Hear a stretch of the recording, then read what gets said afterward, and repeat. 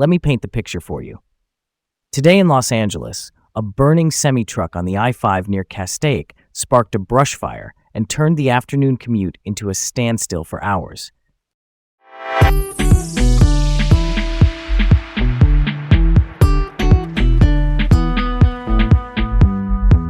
I'm Leah, and we're in Los Angeles, ready to get you up to speed on what matters right now.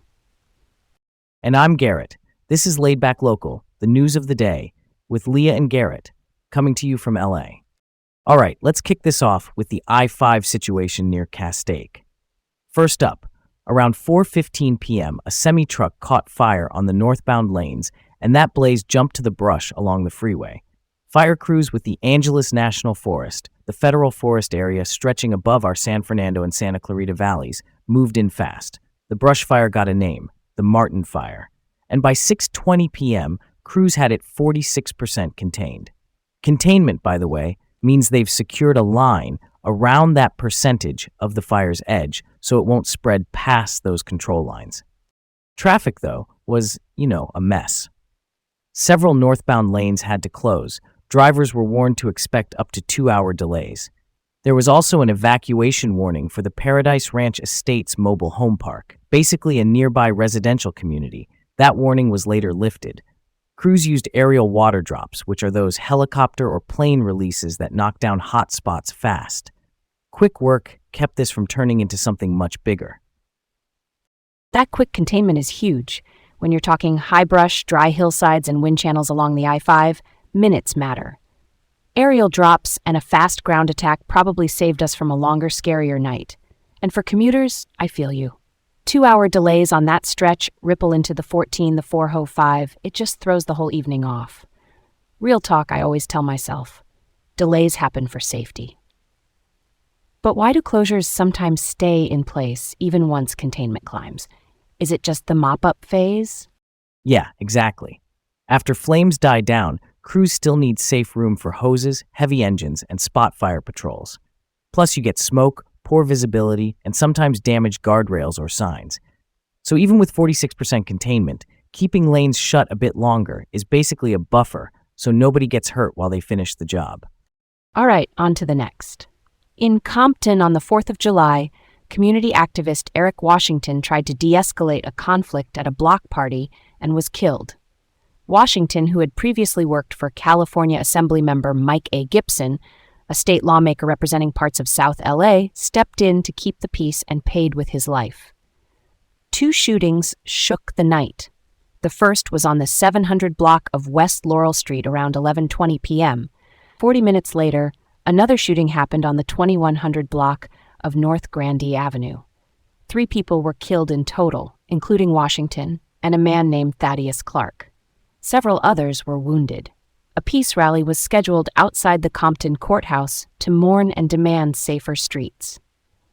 It's hard to even say this next part without my voice catching.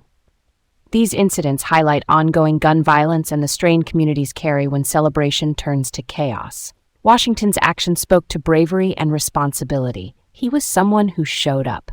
His loss is a gut punch. Yeah, that kind of courage is, beyond words. People who mediate at events, neighbors, activists, mentors, they absorb risk so others can go home safe. We don't always see that work until tragedy forces us to. The rally is one step. Community-led initiatives like conflict mediation trainings, youth programs, and consistent block-by-block engagement are the longer game. I'm down for that because it builds habits and relationships that can cool things off before they blow up. Let's switch it up. Piñon Hills now, where a missing person case turned tragic. Authorities say 55-year-old Loretta Politzis, who was reported missing in late May, was found dead in a desert area near her home on June 30th. The cause and manner of death have not been released yet, and the investigation is ongoing. Detectives are asking anyone who may have seen Politzis in the days before she disappeared, or noticed anything unusual near her home, to come forward with information. This one really resonates with me. Remote terrain can make searches tough. By remote, I mean wide-open desert spaces where tracks fade fast and heat and wind erase clues.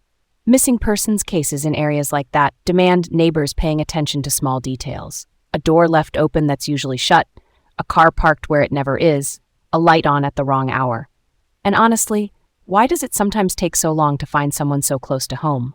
It's that terrain, limited visibility, and the timing of when someone is reported missing. Every hour counts early on.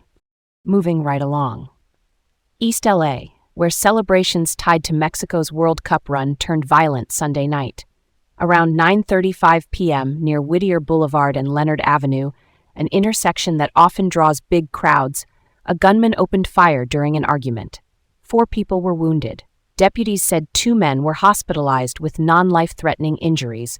A woman and a minor later contacted authorities with injuries connected to the incident. This all unfolded after Mexico was eliminated from the World Cup.